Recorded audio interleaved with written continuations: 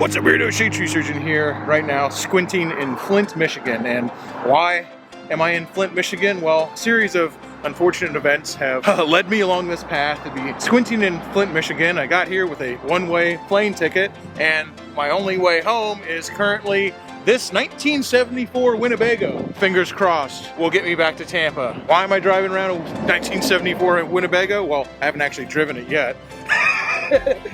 Hopefully I'm gonna drive it a couple thousand miles home. Why am I driving this around? Man, I don't know either. I keep asking myself why, and I don't really like the answers. You know, I always film these intros and I'm just like, man, it'd be really funny if I film that intro and then this thing doesn't start. All right, 70s era 454. Can we do it?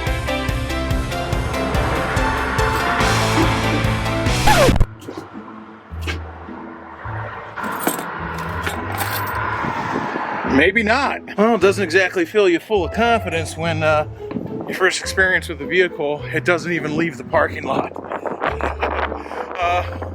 We're becoming good friends already. Luckily, the boys here at Flint, Michigan AutoZone were cool enough to give me a jump box, so let's see if we can get this thing started. And she's running, baby. All right, it's running now. I don't really want to turn it off again anytime soon, but it is running. We got a couple thousand miles to go, and when you're dealing with the 1970s motorhome, the old adage of "don't go falling in love, Clark," really holds true. Fingers crossed. We are officially on the road, baby. 460 cubic inches of American muscle in this 30-foot long.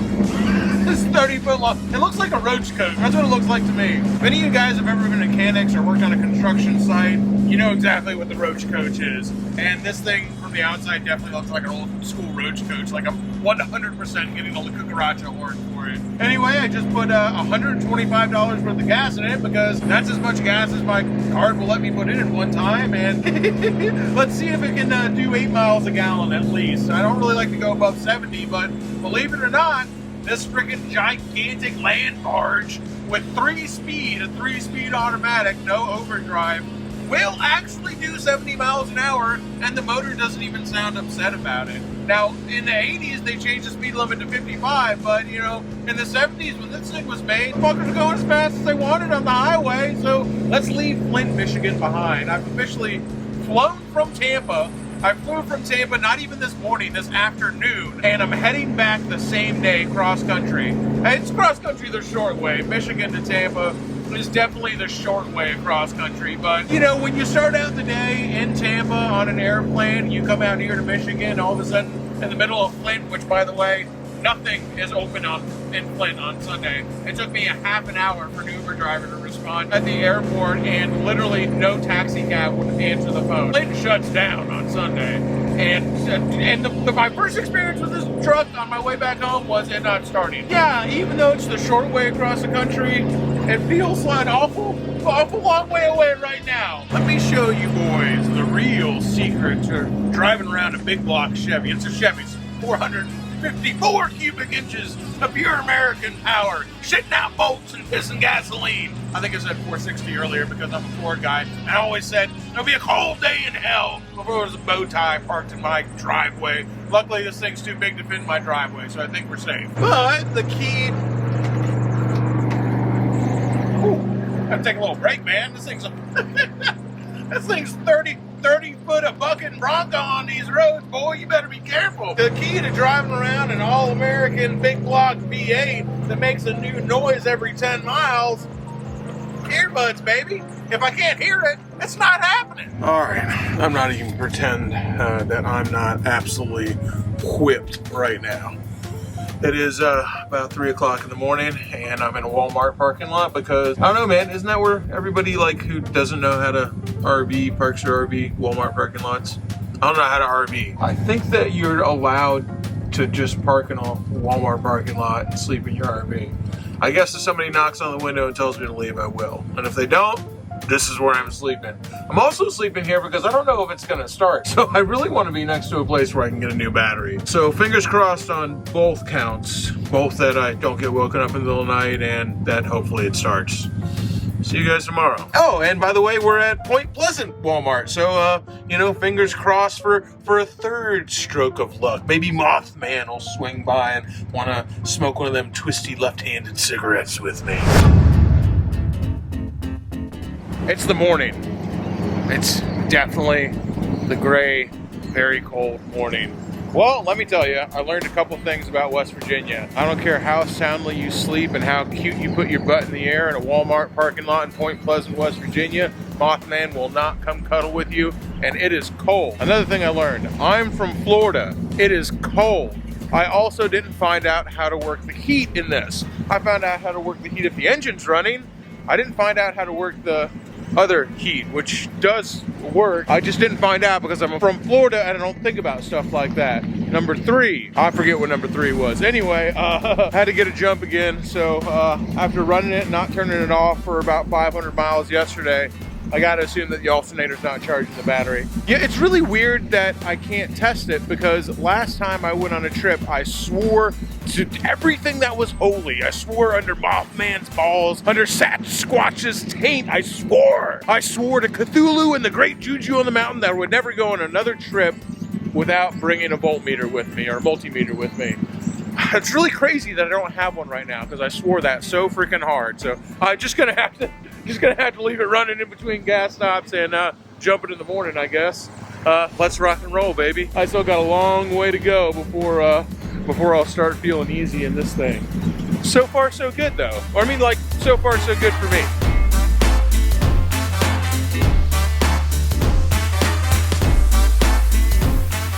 Well, just like I remember it, West Virginia is absolutely beautiful.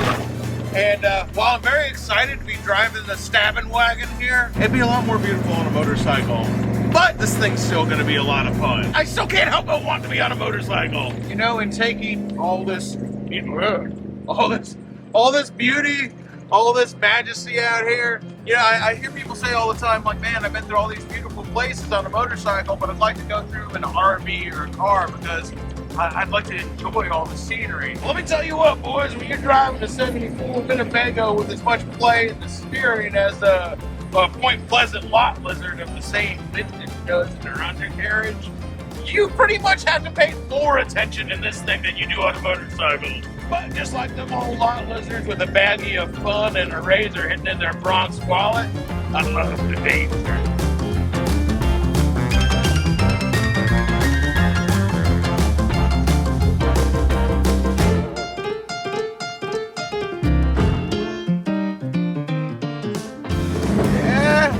Now that I'm on this thing, in this RV, I actually worry about those signs. Okay, motorcycle or not, this is still gorgeous.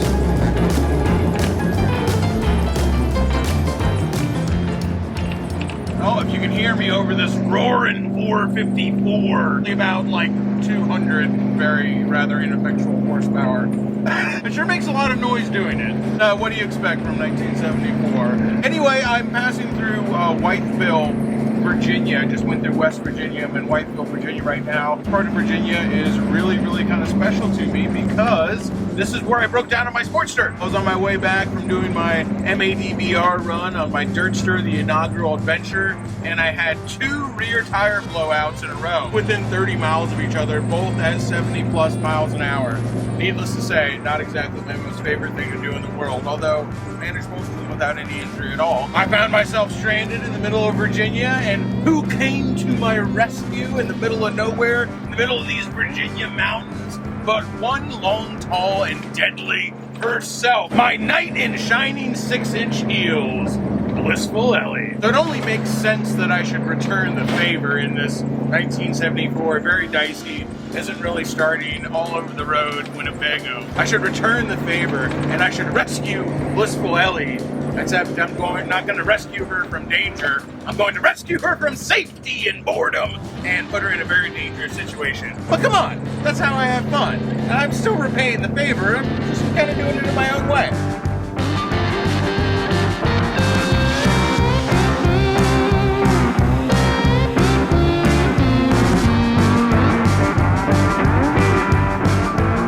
So So far, so good. The old stabbing wagon is chugging along. I can't make up my mind. Is it the stabbing wagon or is it the lot lizard? A little bit of both, I think. Still on my way to go pick up Ellie. I told her I had an RV. She's very excited, okay?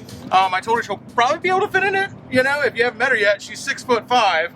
Long, tall, and deadly blissful Ellie might be able to stand up in here. I'm not really sure. Well, I told her I had an RV, and that I was going to pick her up and to meet me along the route because I didn't want to have to go out of my way because I do have to get back to Tampa. I know how nice of me. Like, yeah, just meet me like in the middle of nowhere because I don't want to freaking. I don't want to waste any time. I'm the best, aren't I? So I told old Long, Tall, and Deadly herself, who's been so kind to me and gotten me out of all sorts of jams. I told her I had an RV.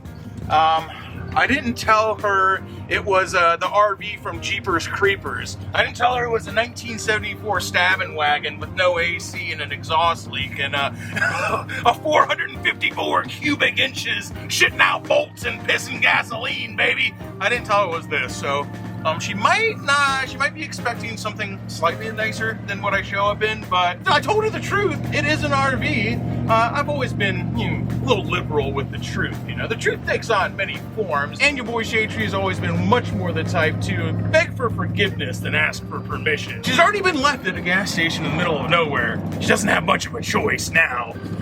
Welcome to your palace, ma'am. Okay, all right, I'm pulling up to the Exxon that she's at right now.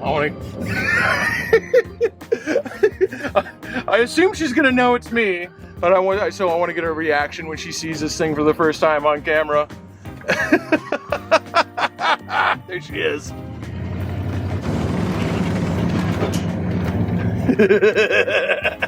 Oh, poor guys, we're really in the sticks. We're in the middle of nowhere. Your chariot awaits. Hey, little girl, want some candy? Lots of candy. How else would I get anybody in this thing? Oh, baby, this is pure vintage American power, okay? This is a 1974 Winnebago, 454 cubic inches of freedom. Hey. Okay, get my bag. Oh, wait, get your bags. Get your bag. I'm the captain. Where's the first mate? The first mate, wait. That's me. It's just me. All right. I guess the captain's got to get the bags. All right, now that you don't have a choice, I'm sliding. I would ask you what you think, but you're in the middle of nowhere. You're in the stabbing wagon. I picked up the longest lot lizard I could find, boys. The longest. Premium length lot lizard over here.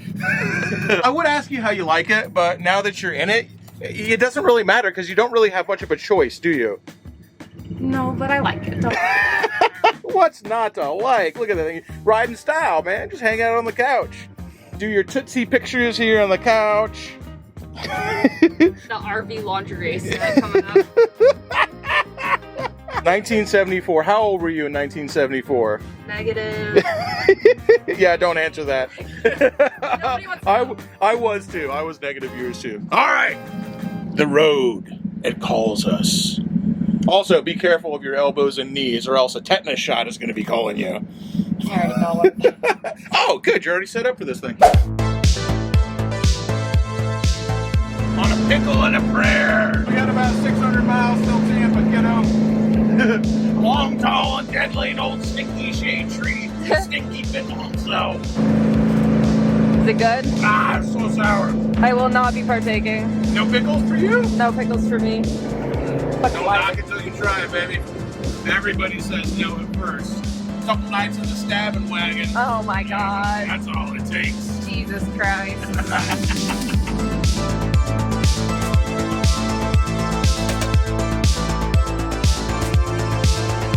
We're gonna need some.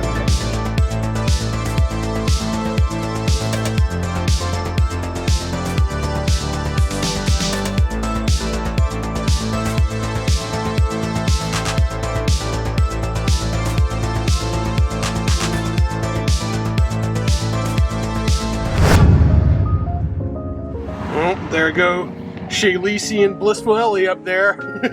While I'm stuck back here driving the lot lizard, baby. Am I gonna show up? Hello? Now I'm showing up. I'm back here piloting. Do you pilot it? or do you captain it? I feel like you captain the Lot Lizard, the old stabbing wagon. Full steam ahead. You don't so much turn in this thing as you change course. I'm amazed at what little drama this thing made it across the United States with. And yes, it was across the United States the short way, but it was still across the United States, all right? I mean, I literally got all the way across America, all the way down to the Wang, baby. With all I lost was one electric fuel pump, because the way this works, it has two electric fuel pumps, one per tank, and then a mechanical fuel pump on the engine. Well, mechanical fuel pump was working fine. Lost one of the electric fuel pumps on the tanks. Not a big deal. Just switched to the other tank, and I had to fill up a little more often. And even if you have both tanks, let me tell you, with this 454 pushing this giant brick, you fill up pretty often even with 2 tanks. So we're gonna go over and do a full tour of this thing here in a second.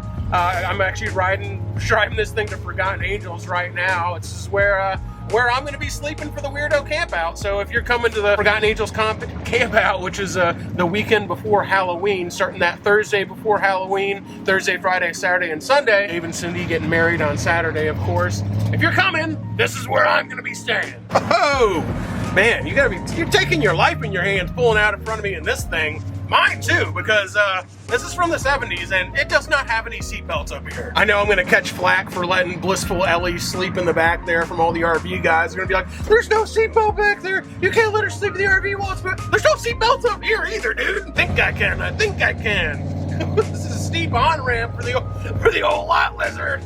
You can do it! Anyway, this thing really does take 2 hands to drive on the interstate, so I will check back in with you guys at Forgotten Angels, give you a walk around of this RV, tell you what went wrong on the trip, what went right, and why we bought this thing in the first place.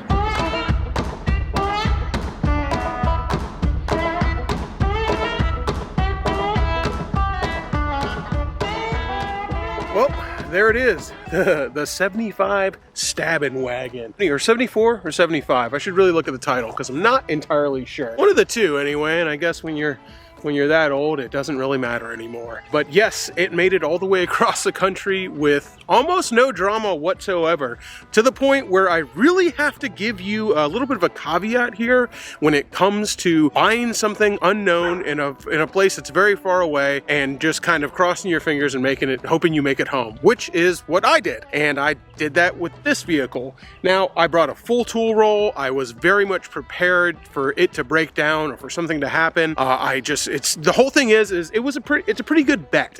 Now, a lot of things can happen with RVs. They have all sorts of electrical problems. They have all sorts of problems with the inside. There's a lot of stuff that can go wrong with the body and the electrical and the plumbing. But there's a reason I was looking for an older RV with a older engine, specifically a 454 or a 460. Now, the 460 being a Ford RV and the 454 being most Chevy RVs. The whole thing about this truck is it's essentially just a box truck or like a big van. It's got a 454 engine in it, and that engine has been made since, I don't know, I mean, one of these Chevy guys will probably correct me, but that engine's been in use since I think like the early 70s all the way up into the 90s, maybe even longer than that. And it's been in trucks, it's been in vans, it's been in box trucks, it's been in a whole bunch of RVs. So the thing about that engine is when you need a part for it, you can usually find it at Discount Auto Parts because it's such a common engine that it's still in use in so many applications today, which is why I felt a lot better about buying something that was way far away with a known quantity like a Chevy 454. Believe it or not, the engine's actually pretty accessible once you get the dog box off the inside, and in another life, I was an auto mechanic, so I felt pretty confident about the engine of the vehicle. I talked to the guy on the phone, but here's the thing. If you think that you're gonna just buy the first $2,500 RV you see, and you're gonna have the same luck as I did with this one, I can't guarantee that will happen, because this is an amazing RV for the price, and it's just an example of a Facebook Marketplace Craigslist deal gone good. You always hear about the bad deals. You always hear about the nightmares and the guns pulled and the bad titles and the crackheads and the stolen vehicles. You hear about all that stuff on Craigslist and Facebook Marketplace, but you ever hear about the good deals?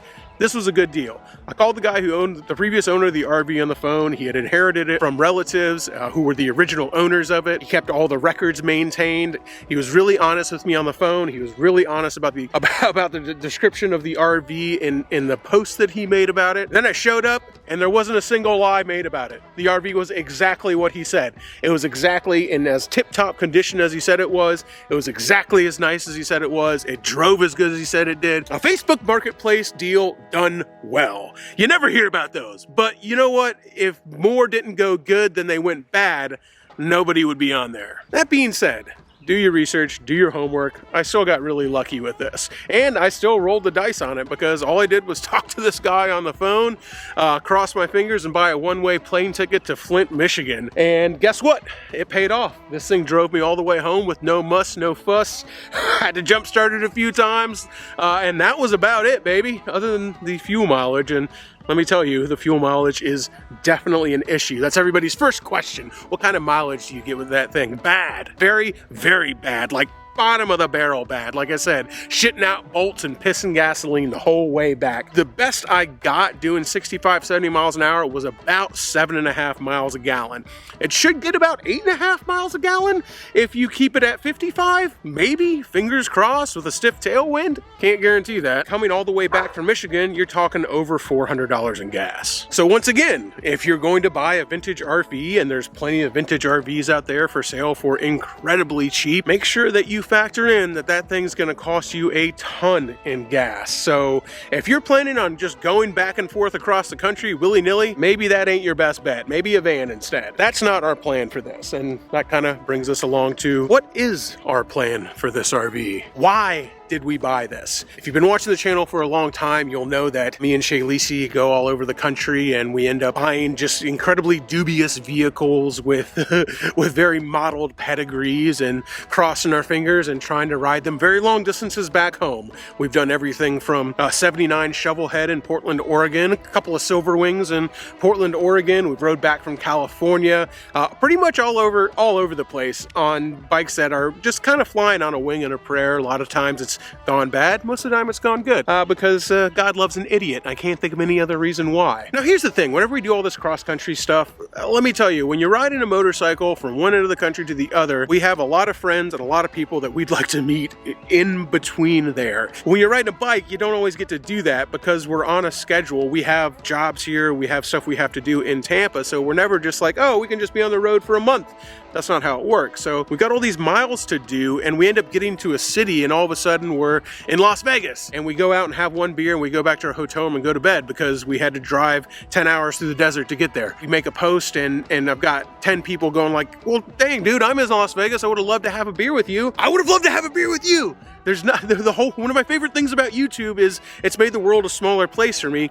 I hate it when people say I don't like people. I love people. All my best friends are people. I love meeting people who watch the channel. I love meeting all these kindred spirits across the United States. My least favorite part about doing all these trips that we've done is the fact that we don't get to hang out with anybody because literally we get there and we're so whipped, all we got time to do is eat dinner, drink a beer, and go to bed, and then we got to be on the road with the sun because we got 800 miles to do the next day, and it doesn't leave us any time to hang out. That's why we bought that RV. The idea behind the RV is we want to go visit a lot of these cities that we have a lot of friends in that know all the motorcycle rides, that know all the routes. So we're gonna get a little trailer with it with a couple of motorcycles. We're gonna go. I don't know which town we're gonna go to first, but we're gonna end up doing some towns where we got a lot of friends where you guys can show us the awesome motorcycle roads in your town. You guys can show us the best dive bars, the best biker bars, the best food, where to get the best gas station glizzies. That's what we want to do with that vehicle. So we can get to a place and instead of going, dang dude, we spent 2 hours in this town somewhere in North Carolina, we can go like, nah man, we spent 3 days there. We hung out, we had a party, and we had a lot of fun like we did in Portland where we met all those people and went on that awesome motorcycle ride. I want to do that. With this, I'm hoping that's what we get to do, and that's why I bought it. It may seem like we buy vehicles all the time willy-nilly. 99% of those vehicles are bought to be giveaway motorcycles. They're raffled off with 100% of that stuff going to benefit Forgotten Angels, where I'm standing right now, where we're going to have the weirdo camp out. We buy those vehicles with Patreon money. Almost 100% of Patreon money goes to purchasing vehicles to raffle off to benefit Forgotten Angels. I bought that truck with my money because I'm keeping it. It's not getting raffled off. That's my RV. And even better, it's not a project. Now, something may happen along the road where it becomes a project, but right now, that thing's ready to rock and roll. I rode it back like 1,500 miles from Michigan. I just drove it here to Forgotten Angels. It's ready to go again. It really doesn't have anything wrong with it. And there'll probably be a bunch of people saying, well, why did you buy some RV from the 70s for 2,500 bucks instead of something a little bit newer or something a little bit nicer? That's because that's what I could afford, man. I don't know like how much money y'all think I have, but this was 2,500 bucks. It was cheap for an RV. It was still a very large purchase for a shade tree surgeon. That's a big purchase for me. Thing is yeah, it only gets about 7.5 miles a gallon. And if you bought a newer RV that got even like 10 miles a gallon, you'd be doing much better. But a lot of the newer ones don't get that much better gas mileage unless you get something way smaller, way newer, and that is going to be way more expensive. The price goes up real quick. For us, it was a trade-off. That's the vehicle I can afford. That's the vehicle I can afford to go on trips in with me and Shay Lisi, hitting places and towing a couple of bikes and having you guys show us the awesome roads and the awesome biker bars in your town. So that's the plan, and that's why I bought it. Also, come on, man. That thing is absolutely ridiculous. Well, what can I say? I've always had not the greatest impulse control when it comes to buying absolutely ridiculous vehicles. So yeah, right now, that's the plan. 75 Winnebago, shade tree surgeon and Shay Lisi hitting the road, drunk across America. Well, Shay Lisi doesn't drink. Luckily, she ain't afraid to drive that thing, so I can be as drunk as I want. Well, even though you guys already saw the inside of it, I guess it's time for a tour. Now, I've seen a bunch of RV tours before. I've never really understood them because you're talking about like 200 square feet, if even that. Doesn't really take that long to tour it, but well, let's go ahead and check it out. The paint on it is actually not bad, and just kind of looking at the front here, I assume since it's an Itasca was the model. It's a Winnebago by Itasca. I don't know what that means. Like I said, it got 7.5 miles a gallon, took about 2 quarts of oil, roundabouts 1,500 miles, which I will tell you for a 454 cubic inch engine running at 70 miles per hour with a 3-speed transmission, I would say that 2 quarts of oil is not bad. I mean, this is a incredibly large engine turning RPMs, which it really wasn't designed to do, even though, I mean, it just hums along at 70 miles an hour, no problem. That 454 just runs like a generator. Hits 70 miles an hour, not a hiccup, not a cough, not anything. Just sits there and hums along. It's really something, because I just expected it to protest or be crappy or run bad, and it didn't, man. It just turns those RPMs like it's freaking, like it's a watch. Previous owner luckily installed some upgraded lights here. Like I said, there's not much to show in the thing. The interior is actually great, which is crazy because usually the thing that goes on these things first, you'll get inside and the interior is just absolutely roached. And you see that's kind of a mess right now because that's kind of the main bed. I need to put a mattress there. Normally that goes up into a couch. With a little dinette here, he put an upgraded refrigerator in it, so it's got a brand new fridge in the thing. It's freaking spotless clean as well. The gas burner works. This doesn't work, but we have a microwave bungeed over there. But I'll probably go through the trouble of either fixing this right here because oh, there goes let's close that. That's the vent fan. I'll probably fix this if I can, just because it's classic. It came with the vehicle. It'd be nice for it to work. The water all works, the pumps work, the bathroom works, the shower works. I mean, it's literally, yes, everybody wants to know where the toilet is. There's nothing in this RV that doesn't work. That's why I was saying, if you try to buy an RV for 2,500 bucks, you might not have the same experience I did. But I looked for a long time and I waited and I called a bunch of people. And sometimes Craigslist deals, they just go well. Sometimes they go good. And just huge thanks to the previous owner of this vehicle for being absolutely honest about everything, being super cool, for meeting me, answering every single question I had and questions I forgot to ask once I was on the road.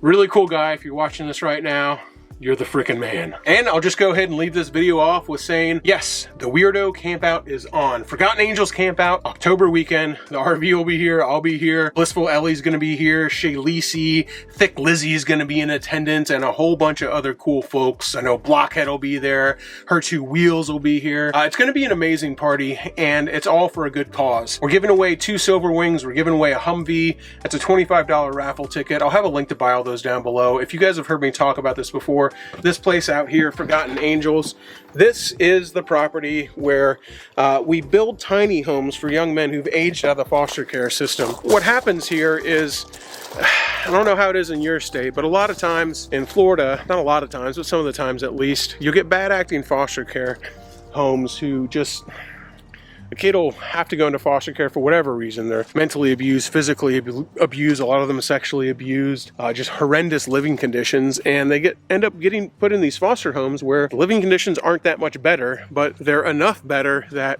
it's better than where they came from. Unfortunately, most of the ones that are acting like that kind of just treat them as cash cows. They don't have to provide them anything, no food, no entertainment. There's no art on the walls. They stick them 4 to a room and they collect about $1,000 a month per kid. They'll have a 3-bedroom house with 4 per room. So once they turn 18 and that money turns off, they're literally made homeless. They're given a garbage bag, told to put their belongings in it, and told to hit the road. I know that sounds dramatic, but it's absolutely true. Cindy, who started this, who lives on the property, who these young men call mom. They call her mom and they call David dad. They're mom and dad, I promise you. They live in tiny homes on this property, and that's what 100% of every dollar spent on a raffle ticket goes to, is helping these young men, helping them get their first start in life, helping them get that start that they never got from their parents, from the system, and from anybody else, because they turn 18 and they're kind of just thrown out like trash. No more use for them.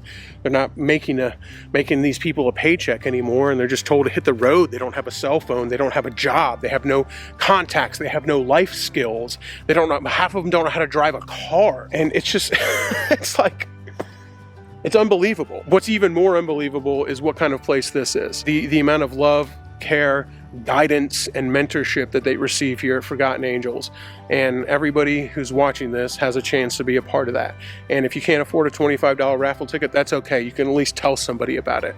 And if you tell somebody about it, you've done more for these kids than almost anybody else has. And if you can buy a raffle ticket, awesome. If you can show up to the camp out, even better. And you can see I'm not full of crap.